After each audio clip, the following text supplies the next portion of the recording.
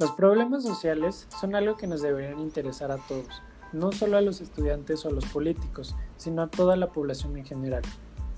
Es por eso que creamos Equilibrium Podcast, un podcast donde podrás encontrar conversaciones acerca de la economía, la política, la filosofía y hasta las finanzas para acercarte un poco más a la realidad y al entorno en el que todos vivimos. Creemos en la socialización del conocimiento, por eso distribuimos este podcast en diferentes plataformas, para que llegue a muchas personas y todos puedan tener acceso a la información que acontece hoy en día. Porque enunciar los problemas es un acto de rebeldía. Bienvenidos a Equilibrium Podcast. Bienvenidos a todos los que nos escuchan de nuevo a este subpodcast de Equilibrium. Me encuentro aquí con mi amiga Paulina. Pau, ¿cómo estás? Hola, pues estoy muy bien, la verdad muy emocionada de que ya vamos por el tercer capítulo y pues nada, un saludo a todos los que nos están escuchando.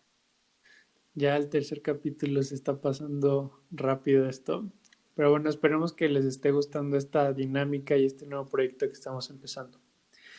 Y bueno, el día de hoy tenemos varios temas interesantes y me gustaría empezar con, a grandes rasgos, el día de hoy vamos a hablar sobre el sistema laboral en México y algunos factores que influyen. Y como primer tema me gustaría hablar sobre el salario mínimo en México. Es un tema que hemos mencionado un poco en el capítulo pasado, pero hoy sí lo vamos a profundizar. Entonces, podemos hablar como primer punto del salario mínimo del gran debate sobre si es bueno o malo subir el salario mínimo. Y en primera instancia es importante recalcar que el típico discurso es que produce inflación subir el salario mínimo, es decir, provoca un aumento de los precios. Y generalmente esto se explica con si una empresa aumenta el salario mínimo, o bueno, aumenta en términos generales el salario de sus trabajadores, para compensar el aumento en sus costos va a tener que pasar ese aumento a una subida en sus precios y por lo tanto va a haber inflación, porque todas las empresas para compensar eso van a subir sus precios. Este es el discurso que típicamente se usa. Ahora bien, en 2018 el salario mínimo era de 88 pesos aproximadamente. López Obrador lo subió en 2019 a 102 pesos y 176 en la zona fronteriza, es decir, lo subió aproximadamente un 10%. Y sin embargo, en 2019 la inflación no superó el 4%. Y por si tienen duda, este año, ya estamos en agosto del 2020, la inflación sigue sin superar el 4%. De hecho, en abril la inflación a comparación de abril del año pasado fue del 2.15%. Entonces, podemos llegar a una conclusión que en el corto plazo, sería interesante ver qué pasa en el mediano plazo, pero al menos en el corto plazo no es tan convencional ese discurso de que un aumento en el salario mínimo genera inflación. Y un punto más importante que en este sí quisiera profundizar es que en lo personal el salario mínimo quizá no aumente inflación, pero lo que sí provoca es la destrucción de empleos. Es decir, el salario mínimo es simplemente un índice. Si eres un trabajador que percibe muy por encima del salario mínimo, pues realmente no te afecta en términos generales si lo suben o lo bajan. Si tú ganas 15,000 pesos al mes, pues realmente no te importa si el salario mínimo lo suben a 120 o 150, como ya mencioné en términos generales. Pero sí afecta a aquellas personas que ganan un poco por encima del salario mínimo. Lamentablemente este salario está destinado a aquellas personas con un poder de negociación bajo, es decir, que sus habilidades no son muy especializadas. Ahora, ¿a qué me refiero con destrucción de empleos? Si en 2019 tú eras un trabajador que ganaba, por decir algo, 110 pesos diarios, al año siguiente López Obrador sube el salario mínimo a 123 pesos, es decir, por encima de tu salario inicial que era 110 pesos. Aquí nos regresamos al discurso económico que para balancear este aumento en los salarios, las empresas tienen que elevar sus precios y esto genera inflación. Sin embargo, si nos vamos más allá de este discurso, realmente yo creo que son muy pocas las empresas que están dispuestas a asumir ese riesgo de que van a disminuir sus ventas al ellos incrementar sus precios. Así que para las empresas es más fácil despedir a las personas. Es decir, si el gobierno aumenta el salario mínimo, las personas que percibían un poco más del salario mínimo, ahora sus empleadores se van a tener que ver en la necesidad de aumentarles el salario. Realmente tú como empresa va a ser más sencillo despedir empleados que subir tus precios y arriesgarte a que bajen tus ventas. En el capítulo pasado mencioné que la población económicamente activa, que son de 59 millones, es decir, todas las personas que mantienen este país, casi la mitad de ellos tienen un ingreso menor a 2 salarios mínimos mensuales. Es decir, la mitad, o bueno, casi la mitad de las personas que mantienen este país tienen un ingreso menor a 6,000 pesos mensuales.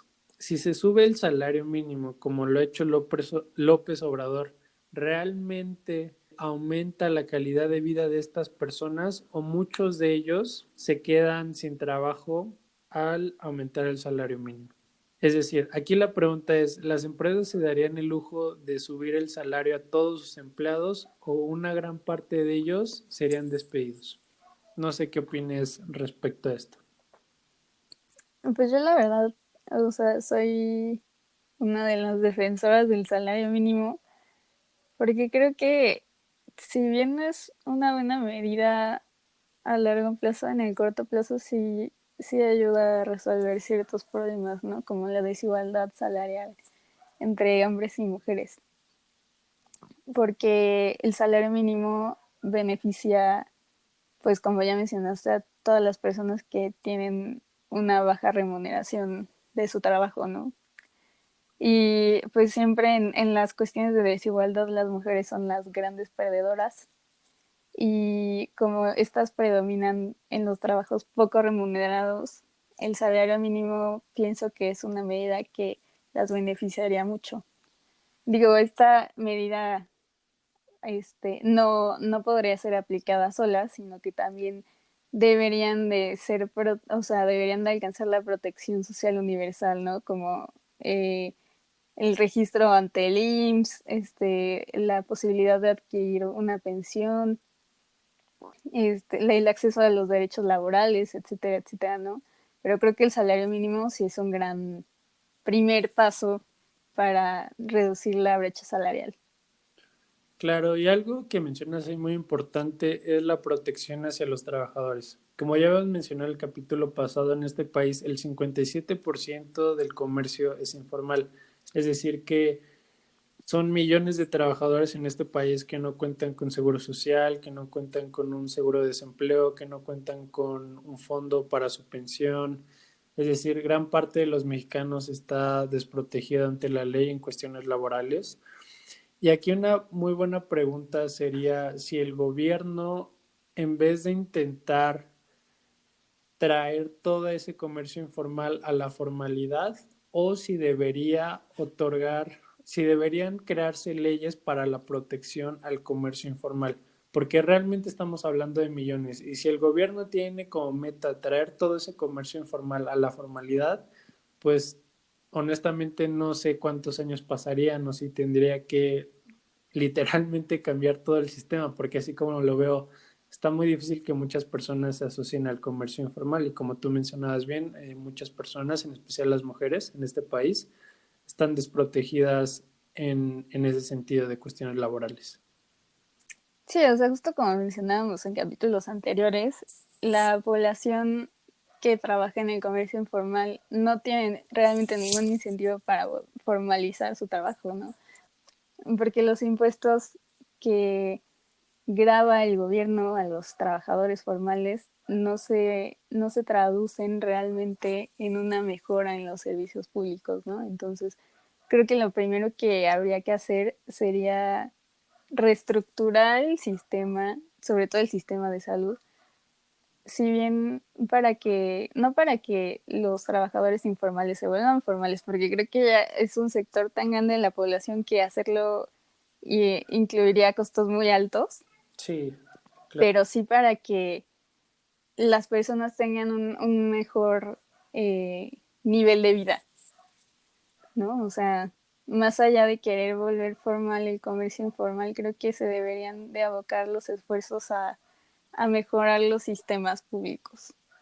Porque, por ejemplo, en la semana se hizo muy viral En el la tema de que cita, en el centro de la Ciudad de México están retirando triciclos que se usan para distribuir o para vender comida o las sí, personas que se ponen en la calle a vender pues a vender cosas, ¿no? Entonces, sí, los vendedores ambulantes. sí, o sea, creo que más allá de que la fuerza del Estado se utilice para retirar a estos vendedores, creo que se deberían de preocupar más por proteger sus derechos.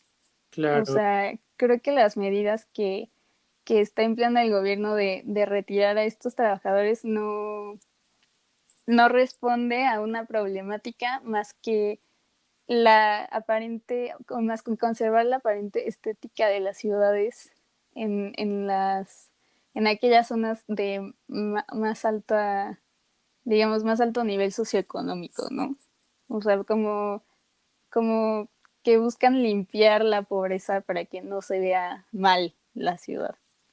O sea, no creo que esas medidas se tomen respondiendo a realmente el cumplimiento de la ley, sino a un borrado de la gente pobre que responde pues a otros intereses, ¿no? pues sí, pero también estamos hablando de que el gobierno quitó los puestos ambulantes del centro histórico en el Zócalo. Y pues la verdad el Zócalo es una zona muy popular. Pero ahora que tocas ese tema, se volvió viral, en especial el jueves, un caso específico de Lady Tacos de canasta. No sé si te enteraste. Sí, sí, sí. Que a esta vendedora que vendía tacos de canasta le quitaron su bicicleta y le destruyeron su mercancía a varios policías. Se hizo ahí como todo un show, pero ya el día de ayer se reportó que, según esto, la policía ya le regresó su bicicleta, el gobierno ya le pagó sus tacos y ya le dieron un puesto fijo en Pino Suárez para vender sus tacos.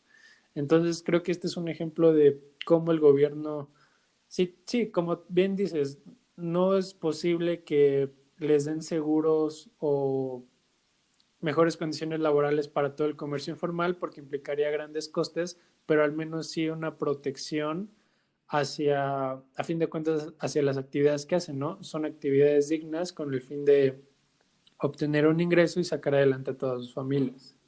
Sí, digo, o sea, creo que más bien esta situación se debió por la gran difusión en redes sociales que hubo de Sí, este caso, ¿no? O sea, sí, no, o sea, como muchos otros casos, no pasa si nada. no se hubiera difundido en redes sociales, no hubiera habido una respuesta del gobierno y se hubiera quedado en la desgracia que Sí, todos vimos en el sí, no video, estoy ¿no? de acuerdo. Pero bueno, otro Ajá. tema que podemos discutir que va ligado al salario es realmente qué puedes comprar, o sea, cómo nos comparamos con otros países y aquí vamos a hablar un poquito de Estados Unidos. Cuando íbamos en segundo semestre, llevamos nuestro curso de macroeconomía. Me acuerdo que en esa clase aprendí un índice llamado índice Big Mac, que la verdad me voló la cabeza, se me hizo impresionante que existiera un índice de esa magnitud. Pero bueno, les platico. El índice Big Mac refleja el poder adquisitivo de los ciudadanos en distintos países, porque realmente a mí no me dice nada si un dólar vale 20 pesos. A este tipo de cambio se le conoce como cambio nominal. El tipo de cambio real es el que mayormente le importa a los economistas, es decir, el poder adquisitivo que tienen las personas. ¿Qué puedes comprar con un dólar en México y qué puedes comprar con un dólar en Estados Unidos? Si valen lo mismo los bienes aquí que allá. Y por eso se llama índice Big Mac. Literalmente compara el precio de la hamburguesa Big Mac de McDonald's en diferentes países, porque pues McDonald's está presente en casi todo el mundo, ¿no?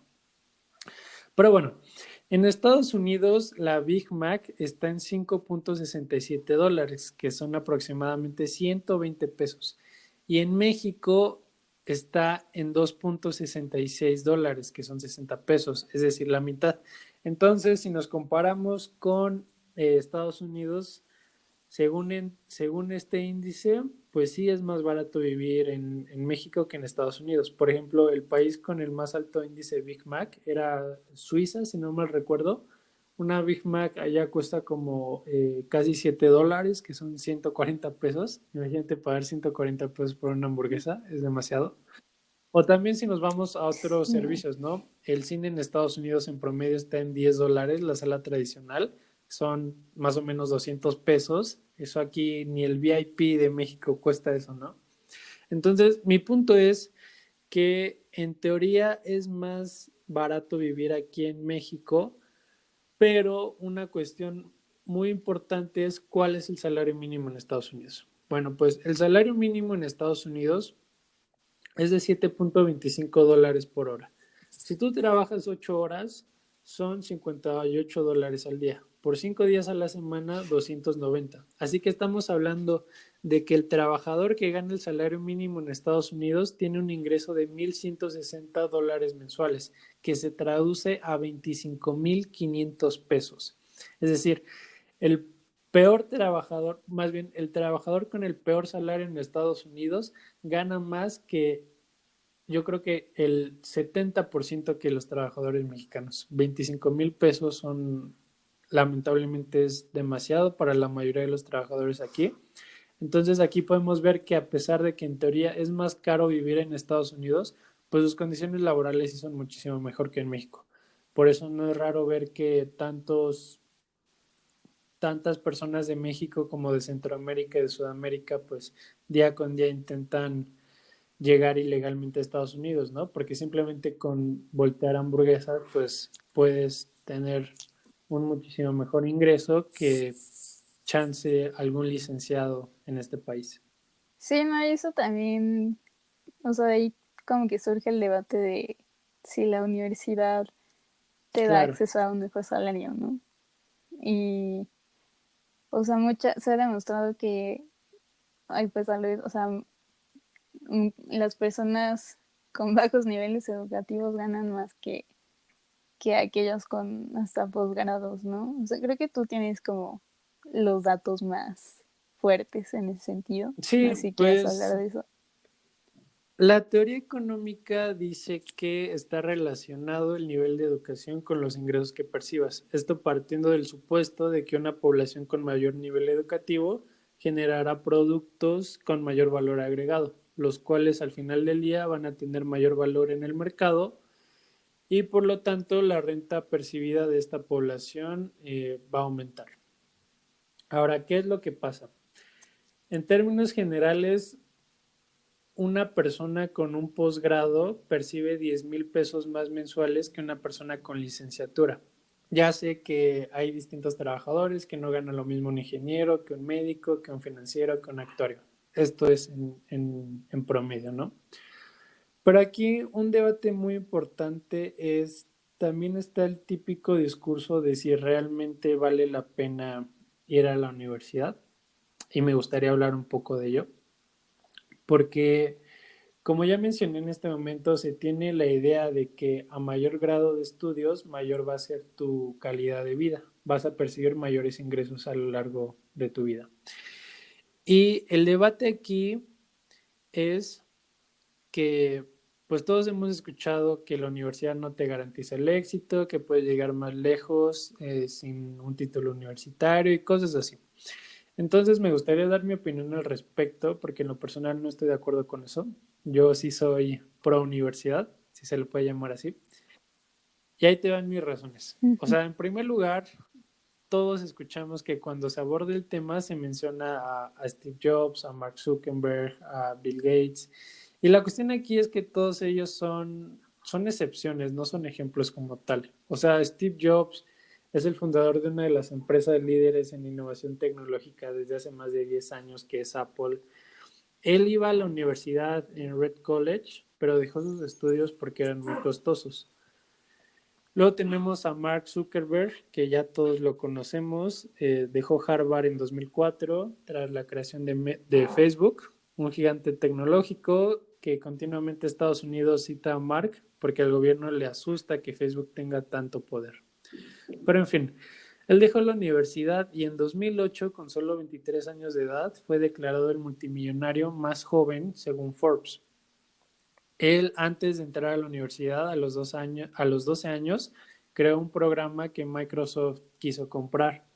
O sea, este tipo es un genio y tuvo muchas ventajas que varios de nosotros no poseemos. O sea, hay muchas personas que son súper genios, pero lamentablemente no cuentan con los recursos financieros. Y este Mark sí los tuvo. O sea, pudo ir a Harvard, que es una de las universidades más caras del mundo, y se salió por su proyecto, no porque realmente no tuviera dinero. Y luego está Bill Gates, que es actualmente la segunda persona más rica del mundo y él también abandonó Harvard. Mi punto es que siempre usan de ejemplo a estas personas cuando realmente son excepciones. Ellos son genios que nacieron con una posición socioeconómica privilegiada.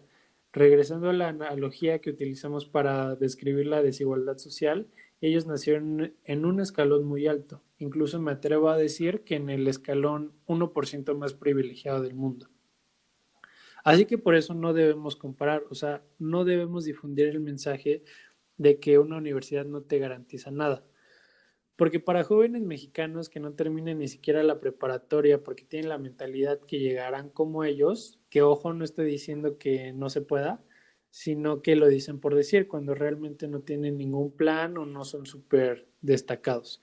Y tampoco estoy diciendo que varios no terminan la prepa porque no quieren. Estoy consciente que son más los que abandonan sus estudios por causas socioeconómicas que por los que no quieren estudiar. De hecho, se prevé que para este año, lamentablemente, debido a la pandemia, 1.4 millones de estudiantes dejarán sus estudios. Yo me refiero a aquellos estudiantes que tienen la posibilidad de asistir a la escuela, a la universidad, pero simplemente deciden no hacerlo por otra razón que no sea familiar o socioeconómica. Ahora, yo creo que ese mensaje que la universidad no es valiosa y no es importante se enfoca más en Estados Unidos. Es bien sabido que la universidad es básicamente un lujo. Creo que todos hemos visto alguna película o serie donde los jóvenes se esfuerzan muchísimo por obtener una beca, porque realmente la educación universitaria es carísima en Estados Unidos. Y ese mensaje es el que se ha difundido aquí en México. En Netflix hay una serie que se llama Last Chance You, que relata la vida de varios jugadores de fútbol americano en Estados Unidos que luchan por becas universitarias, lo cual no es tanto el caso aquí en México. En el top de las mejores universidades está la UNAM, el Politécnico y la UAM.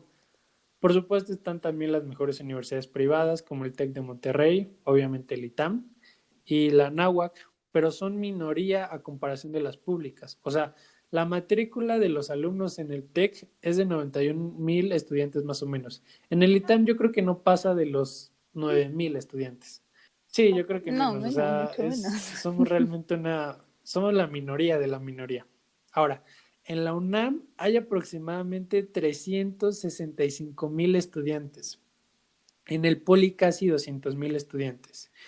Y algo más alarmante en México, a pesar de que las mejores universidades, o bueno, de las mejores universidades en este país son gratis, en México solo 2 de cada 10 personas van a la universidad. Es decir, tú y yo ahorita estamos cursando una licenciatura.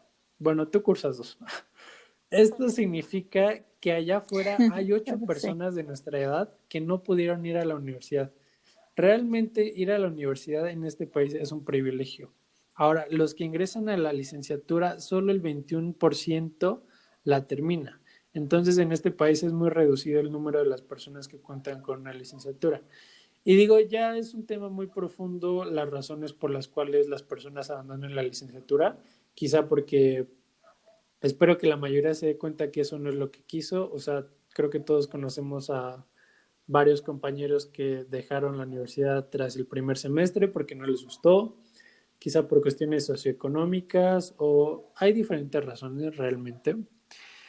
Ahora, otro punto a favor de la universidad son todos los conocimientos de todo tipo. Es decir, yo estudio dirección financiera, a lo que me quiero dedicar no creo poder lograrlo sin una educación universitaria. En mi primer clase de contabilidad en primer semestre aprendí lo que es un estado de resultados, lo que es un balance general, aprendí lo que es un cargo y un abono en el tema de contabilidad. Ya sé que quizá eso lo pude haber aprendido en internet, de seguro hay miles de videos en YouTube sobre ello, pero no creo aprender derivados en YouTube. Para aclarar, los derivados son uno de los activos financieros más complejos que existen. Tuvieron un papel clave en la crisis económica del 2008 y ese tema lo voy a ver en octavo semestre. Así que mi punto es que no creo aprender ese tema en otro lugar que no sea la universidad. Igual que para un contador, no creo que aprenda cómo declarar impuestos en Internet o un ingeniero bioquímico a realizar algunos de los infinitos productos que pueden realizar. Una disculpa a todos los ingenieros bioquímicos que me escuchan, la verdad no sé muy poco sobre lo que hacen. O un médico, por ejemplo, al menos en este país no creo que se pueda realizar una cirugía formalmente si no cuentas con un título universitario. Obviamente muchas veces la gente termina trabajando en algo totalmente diferente a lo que estudió. Mi profesor favorito de la prepa en una ocasión nos hablaba justo de este tema. Él estudió biología en el Poli, en la Escuela Nacional de Ciencias Biológicas, y recuerdo que nos dijo algo como, yo solo uso el 10% de lo que aprendí, pero también siento que para eso sirve la escuela. Si no sabes qué onda con tu vida, quizá al estudiar te des cuenta de lo que realmente te gusta o al graduarte y cuando empieces a trabajar. A fin de cuentas, mi punto principal es que la escuela te ayuda a definir una visión. También te ayuda a armar un plan. Como ya he mencionado, estoy en quinto semestre de dirección financiera. Cuando entré a la escuela, honestamente, la gente me preguntaba de qué se trataba mi carrera y no sabía responderle. Creo que a todos nos ha pasado eso. Después, en tercer semestre, hubo una conferencia sobre combinación de negocios. Ahí me enteré de la existencia de algo llamado fondos de capital privado y también que Nexus es uno de los fondos más importantes aquí en México. Entonces, en ese momento mi visión se fue haciendo más precisa sobre lo que puedo y lo que quiero hacer con mi carrera. Y si nos alejamos de los conocimientos técnicos, yo diría que lo más importante relacionado con la universidad es las personas. Porque a lo largo de tus estudios vas aprendiendo muchas cosas, vas forjando una visión y en ese camino conoces a personas que comparten tu visión. Así que en lo personal eso es lo más valioso. Porque de nada te sirve terminar la universidad y empezar de alguna manera solo. Es mejor crear algo sólido con personas en las que confíes, desarrollar vínculos importantes. Simplemente este podcast, cuyos temas principales son económicos, políticos, sociales, financieros e incluso filosóficos, y que son temas que aprendí a lo largo de estos 2 años en la universidad, no existiría si tú y yo no hubiéramos ido a la universidad. Entonces, mi punto aquí es cuánta gente se está privando de varios proyectos y de conocer a tantas personas por decidir no ir a la universidad. Así que como conclusión, ya para callarme un rato, si tienes un plan bien estructurado sobre lo que quieres y crees que la universidad no te ayudará a conseguirlo, pues dale, no asistas a la universidad.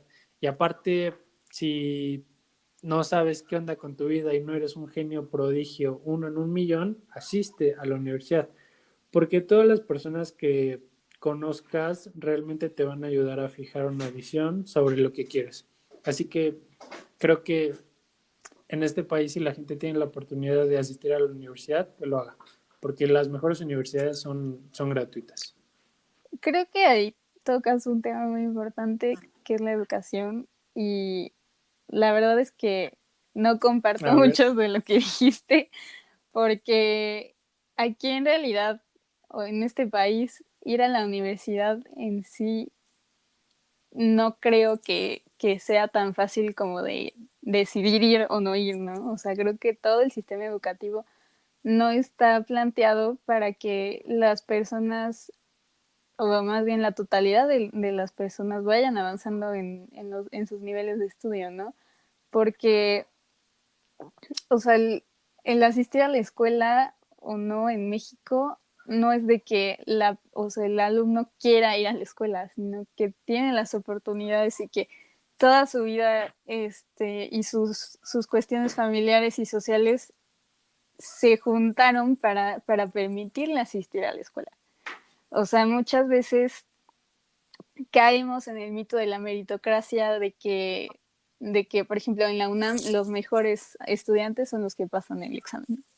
Cuando en realidad yo creo que quienes pasan el examen son aquellos que cumplen con las condiciones tanto socioeconómicas como familiares para tener la posibilidad de aprobarlo, ¿no? O sea, realmente y, de manera más acentuada quienes viven, por ejemplo, en poblaciones rurales o poblaciones indígenas, son los que no tienen el acceso a la educación porque pues, sus comunidades han sido históricamente relegadas, uno, y porque dos, o sea, no tienen las condiciones económicas para asistir. O sea, el ir a la universidad no, en este país no es una decisión que puedas tomar como alumno, sino que, como ya habías mencionado antes, es un privilegio, ¿no? O sea, realmente, como mencioné ya en un capítulo, quienes estamos en la UNAM, la mayoría, como el 70%, el 80% son estudiantes de primera generación, ¿no? O sea, son los primeros en su familia que tienen acceso a la educación superior. Entonces, creo que más allá del debate de si es bueno ir o no a la universidad, que creo que, o sea, ahí sí comparto tu punto de vista de que sí es importante asistir a la universidad porque ahí es el lugar en donde adquieres conocimientos que no tendrías en otras circunstancias.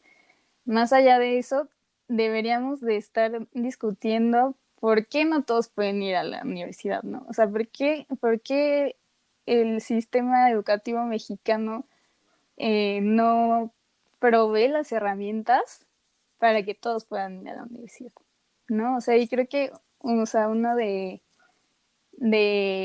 esos obstáculos, digamos, son los exámenes de admisión, porque quieras o no, o sea, sí son un gran filtro y sí, de alguna manera,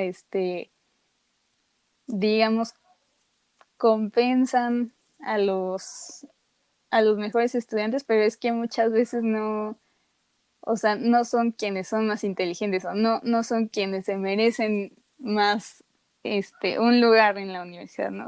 Sino que son quienes a lo largo de toda su vida cumplieron con ciertas características que los hicieron poder aprobar el examen, ¿no? Entonces, o sea, creo que sí, el beneficio de la universidad para tener un mejor trabajo, para tener mejores condiciones de vida es innegable, pero en este país no es una ¿Cuál crees tú decisión. que sería un mejor método que los exámenes de admisión para colocar a sus estudiantes? Porque ahí sí, la verdad, estoy un poquito de desacuerdo. Creo que si bien no es la mejor medida, como tú dices, realmente es un tiro de suerte a aquellos que pueden asistir a la universidad.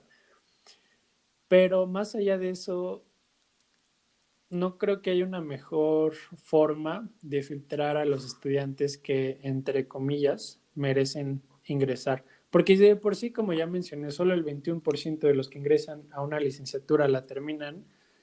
Si fuera como una lotería, pues ¿no crees que no habría incentivos de parte de aquellas personas que sí se esfuerzan de alguna manera estudiando?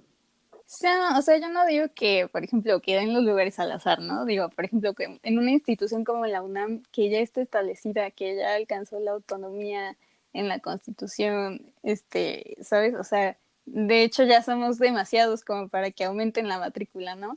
Pero creo que el Estado se debería de encargar de proveer más escuelas y de mejor calidad. Por ejemplo, el ejemplo de la Universidad de la Ciudad de México, ¿no? Que, que la construyó López Obrador y que una de las grandes propuestas era no hacer examen de admisión. Por ejemplo, en ese caso yo sí estoy a favor de eso. Porque o sea, muchas personas no tienen la oportunidad ni las características socioeconómicas, como antes mencioné, como para pasar un examen. Entonces, ahí yo creo que el Estado se debería de encargar de, si bien no otorgarles un lugar en la UNAM o en el Poli o lo que sea, sí debería de construir instituciones educativas lo suficientemente buenas y competitivas con estas instituciones que ya mencioné, como para otorgarles el acceso a la educación, sin tener necesariamente que realizar un examen de admisión, porque muchos Bueno, no lo pueden hacer, ¿no? Entonces, creo que eso sería como una manera de, de que todos partían del mismo ahí hay nivel. un punto muy delicado que tocas y es realmente, aunque el gobierno construya 1 millón de universidades nuevas, a los estudiantes les gustaría ir ahí, porque, o sea, como ya mencioné, las mejores universidades públicas es la UNAM, el Politécnico y la UAM. Creo que aunque el gobierno construyera 1 millón de universidades, las más peleadas seguirían siendo la UNAM, el Poli y la UAM, porque son las mejores. Es decir, los estudiantes quieren ir a las mejores universidades. Sabemos que, pues tú estudias en la UNAM, ¿no? O sea, hay un ego, no sé si lo puedo decir así. Voy a cambiar la palabra por orgullo, pero las personas se sienten Ujú. orgullosas al decir, yo estudié en la UNAM, yo estudié en el Politécnico, yo estudié en la UAM, en las mejores universidades públicas. No creo que se peleen por ir al tecnológico del municipio en donde vives, que es una zona rural. Y no es por denigrar, ni mucho menos, sino que estas instituciones ya tienen varios años, tienen una gran reputación en este país. Y mi punto es que a pesar de que tú construyas varias escuelas, no creo que sea una forma, o sea, es una forma de combatirlo porque a fin de cuentas creas nuevos lugares, porque realmente el sistema educativo universitario en México está saturado. Año con año vemos que es un porcentaje bárbaro la cantidad de alumnos que rechaza la UNAM. No tengo el dato aquí, pero ha de ser como 1 de cada 10 personas que ingresan a la UNAM se quedan. O sea, Sí, sí, sí, aproximadamente el 90%, 90% de o las sea, está personas muy son cañón rechazadas. toda la cantidad de gente que quiere entrar a la universidad y no puede. Entonces, aquí una pregunta es si realmente construir más universidades sin una reputación buena servirían de algo. Y además, como tú dices, si esas universidades son destinadas a aquellos jóvenes que no tienen recursos para realizar un examen de admisión, o más bien para pasarlo, pues que, y a lo mejor va a sonar mal, pero ¿qué le espera, qué nivel educativo le espera en esa universidad que es creada especialmente para aquellos, lo voy a decir entre comillas, rechazados que no pudieron ingresar a la UNAM, al Politécnico o la UAM? Sí, claro, o sea, mi punto es que se debería de mejorar el sistema educativo, ¿no? O sea, justo para que no pase eso de que todos quieren ir a la UNAM o todos quieren ir al Poli. O sea, hay que construir instituciones buenas, competitivas, para que la gente quiera ir ahí. Pero sobre todo teniendo en cuenta que éstas puedan dar acceso a aquellas personas que no tienen los recursos para pasar el examen, ¿no? O sea, y tal vez sí en las primeras generaciones sea un caos y lo que quieras, pero creo que a largo plazo sí es un proyecto viable y es más, es un Sí, a proyecto largo plazo necesario. sí es buena idea. Sí, tienes razón. Pero otro punto también muy importante del problema educativo en México es la centralización de la educación en México. Como ya mencioné, creo que el 90% de las instituciones del Politécnico, de la UNAM y de la UAM, bueno, de la UAM no sé tanto, pero al menos de la UNAM y del Politécnico, yo creo que el 90% se encuentran en la zona metropolitana, es decir, en la Ciudad de México o en el Estado de México. Y también las demás escuelas. El ITAM está al sur de la Ciudad de México.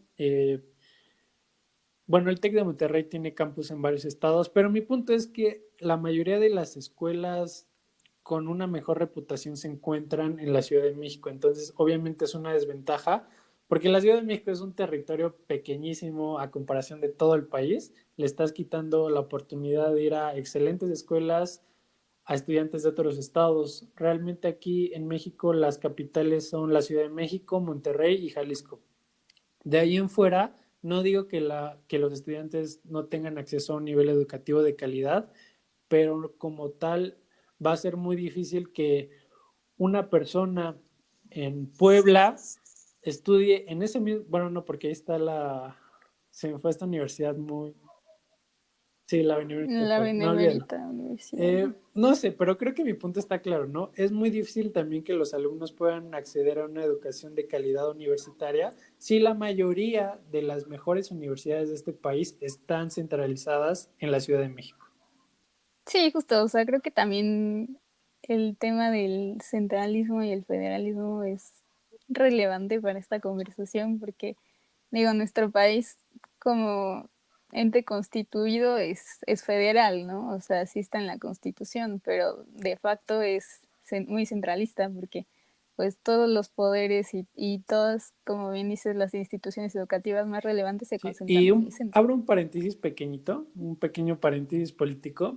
Me acuerdo que en el 2018, cuando AMLO estaba en campaña, una de sus propuestas que a mí sí me gustó fue justo esto de centralizar a México. Porque si nos alejamos de las instituciones educativas, la mayoría de las secretarías están en la Ciudad de México.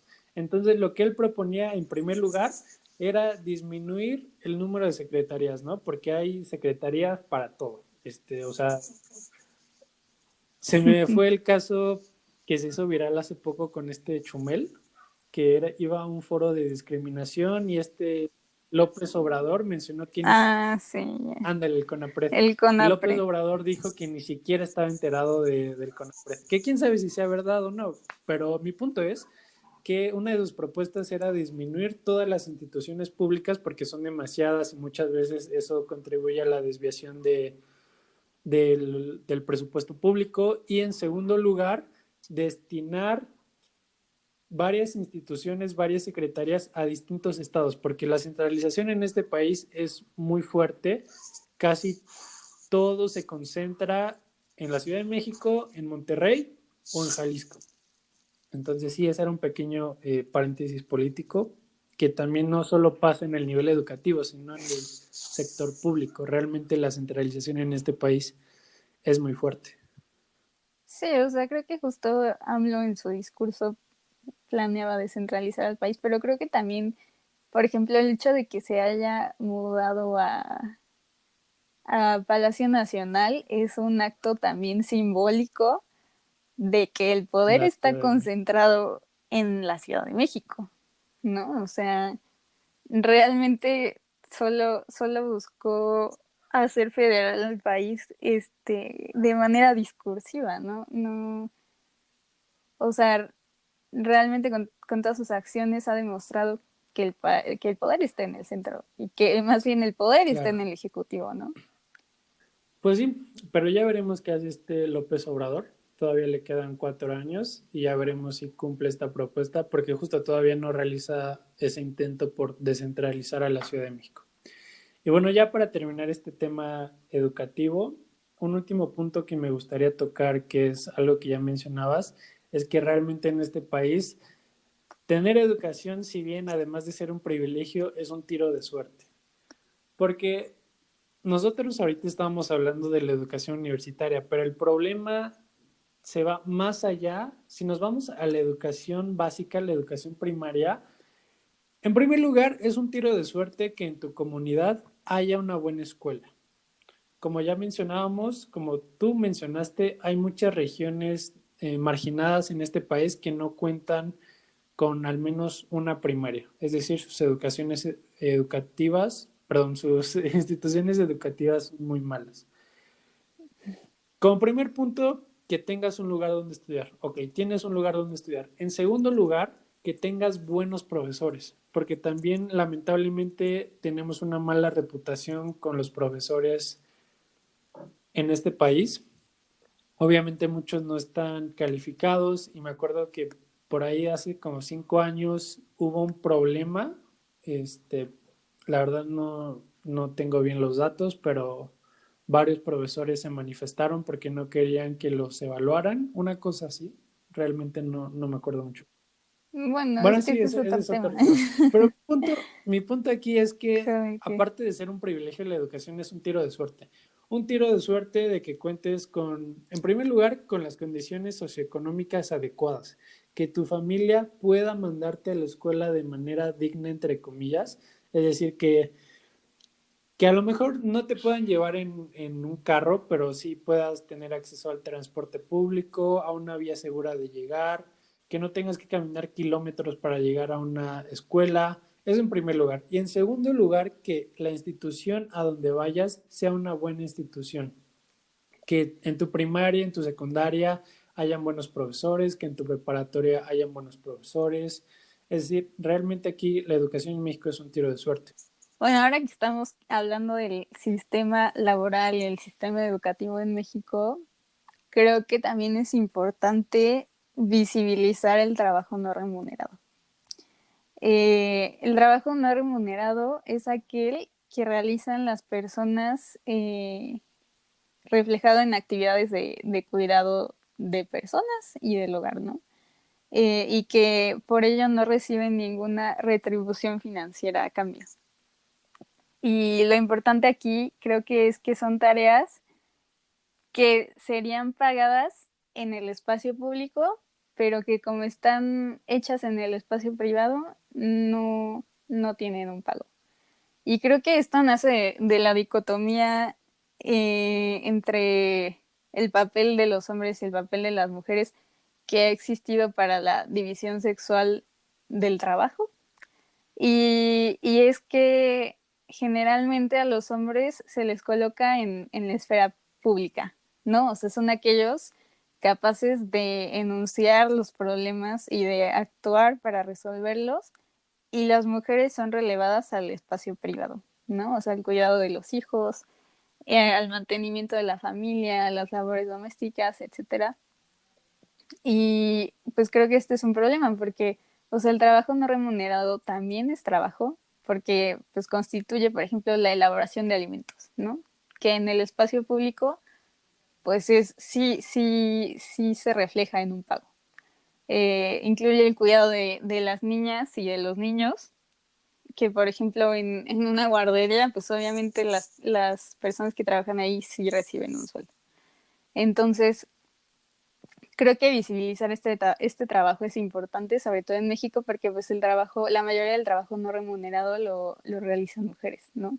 Realmente la división de las tareas del hogar en nuestro país es muy desigual debido pues a condiciones culturales históricas que, que me parece que las instituciones deberían de resolver y de incentivar a que haya más igualdad en la repartición de las labores del hogar, porque realmente, o sea, es un trabajo de todos, no nada más de nuestras mamás. Y otro punto interesante que quería tocar es los derechos de las trabajadoras del hogar, porque muchas veces no se retribuye de manera correcta su labor, ¿no? O sea, muchos hemos escuchado esa frase de que la trabajadora del hogar es de la familia, ¿no? O ya pertenece a la familia, o le dicen como de, es la persona que nos ayuda en la casa, o es la muchacha, o lo que sea. O sea, como estas expresiones que invisibilizan que en realidad el trabajo que ellas hacen, o sea, es un trabajo y merece una paga digna. Entonces, en México hasta hace poco se creó un movimiento de trabajadoras del hogar que buscan más allá, o sea, más allá de que sea remunerado justamente su labor, que tengan acceso a las prestaciones sociales, ¿no? Como las pensiones, como la seguridad social, etcétera, etcétera, ¿no? Y sobre todo un trato digno de los empleadores hacia las trabajadoras. Entonces, a través de esta lucha, lo que buscan principalmente es la ratificación del convenio 189 de la Organización Internacional de Trabajo, el cual pues establece que las trabajadoras y trabajadores domésticos tienen derechos y principios básicos, ¿no? Y a la vez este convenio exige a los estados tomar parte importante en estas medidas a fin de que se pueda lograr alcanzar un trabajo bien remunerado, con las condiciones idóneas y decente para que ser trabajadora del hogar o trabajador del hogar pues sea en realidad una labor, eh, ¿cómo decirlo? Pues bien, bien pagada, ¿no? Y justamente pagada. Entonces creo que visibilizar ese problema es también importante del sistema laboral en México porque, pues por ejemplo, ahora en la emergencia del COVID, muchas trabajadoras del hogar fueron o despedidas o su salario fue puesto en pausa, ¿no? Porque según ahora, pues las personas ya no tienen el poder adquisitivo como para pagar a una trabajadora del hogar, ¿no? Entonces creo que esos servicios sociales que hay que demandar, pues servirían en estas emergencias, ¿no? O sea, un seguro de desempleo, un apoyo para que estas trabajadoras puedan vivir dignamente aún así que no estén trabajando, me parece importante y, o sea, considero que sí es una actividad que hay que impulsar, tanto tanto en lo jurídico como en la práctica. Claro, y complementando lo que mencionabas, ahí te va un dato un poquito alarmante. En México se tiene la cultura de que el hombre es quien trabaja y la mujer es quien se queda en casa, ¿no? Como ya mencionabas, hacer labores domésticos del hogar. Ahora, si nos vamos a a un escenario donde tanto el hombre como la mujer de la casa son los que trabajan, incluso de esa manera se tienen estadísticas de que una mujer le dedica 3 veces más tiempo a los labores domésticos que los hombres. Entonces, además de intentar erradicar el trabajo no remunerado, especialmente hacia las mujeres, también se tiene que difundir esta cultura de que los hombres, pues, a fin de cuentas es su casa, ¿no? No es un trabajo exclusivo de la mujer. Se tiene que erradicar esta cultura. Y pues sí, en México lamentablemente las mujeres son las que aportan hasta el 77% de su tiempo en el trabajo no remunerado, que principalmente son labores domésticos. Y es que sí, como ya mencionabas, estos últimos años se ha intentado acercar a las mujeres, principalmente a las mujeres, a una afiliación por parte del Seguro Social, a que tengan seguros de desempleos, porque realmente son personas físicas que están en la informalidad, que es un tema que ya mencionábamos anteriormente. No cuentan con varias prestaciones sociales, simplemente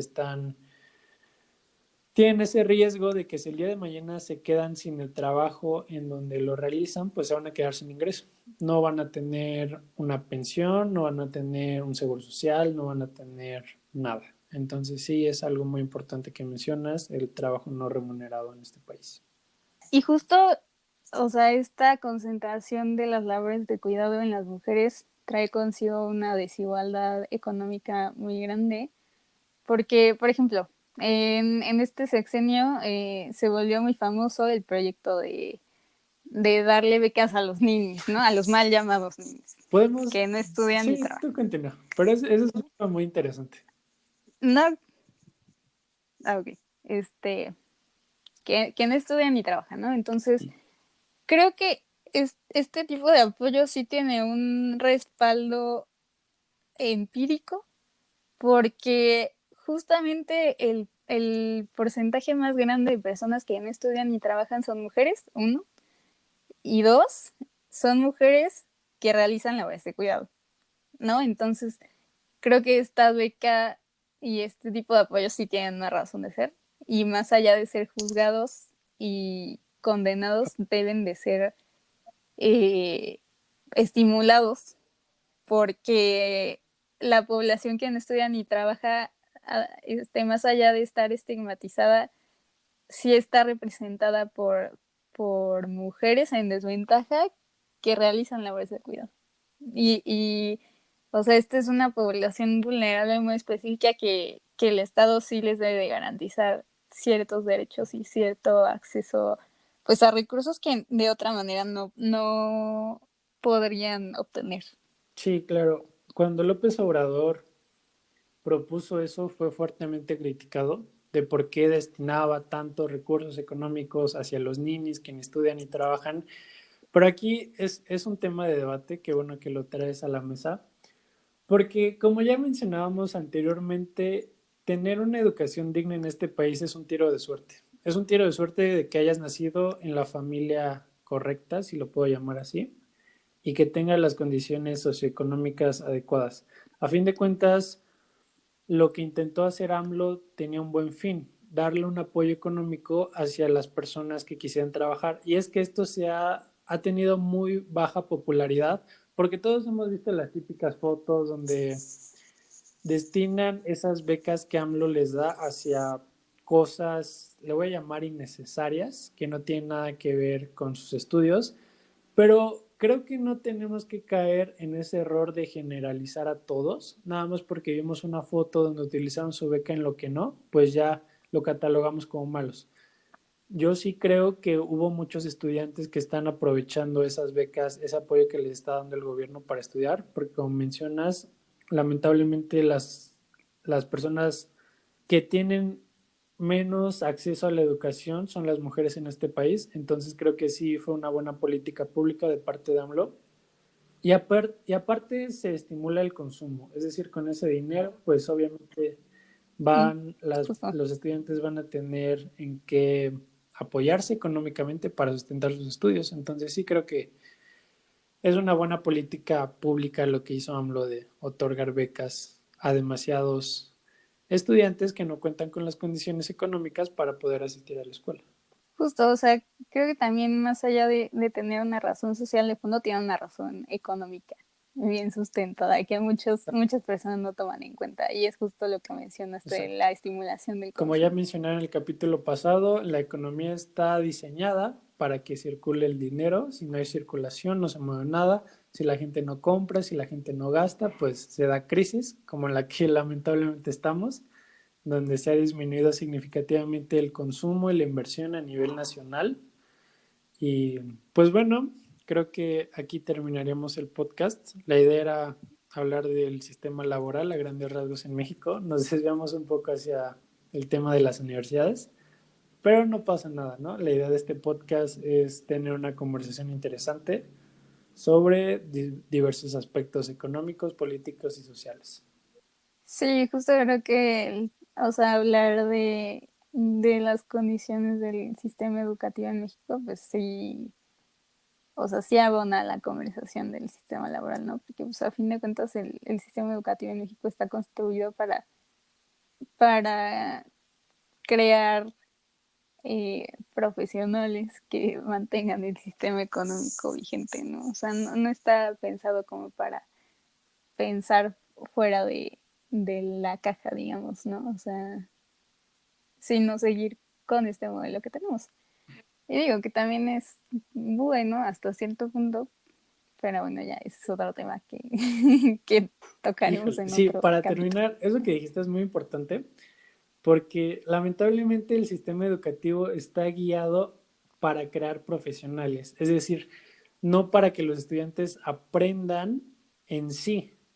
Mi punto es, el sistema educativo está diseñado para que tú pases las materias y te puedas graduar, puedes avanzar al siguiente piso. Creo que esa es una de las razones en donde muchas veces vemos que se hace trampa, que se copian, porque los estudiantes están pensando en que tienen que pasar el examen, no tanto en que tienen que aprender las materias. Entonces, ese es un punto también muy criticable del sistema educativo, pero pues una buena pregunta sería, ¿cómo cambias eso, no? ¿Cómo sustituyes a una forma más legítima de que realmente el estudiante aprendió la materia si no es con un examen? Sí, bueno, y ese es otro gran tema que Sí, luego ese tema ya discutiremos, ¿no? aborda más capítulos. Pero bueno, muchas gracias por escucharnos en este capítulo. Ya es el tercero de su podcast Equilibrium. Mi nombre es Bradley. Y yo soy Y pues Paulina. bueno, muchas gracias por escucharnos. Nos estamos viendo la siguiente semana con un capítulo más. Sale.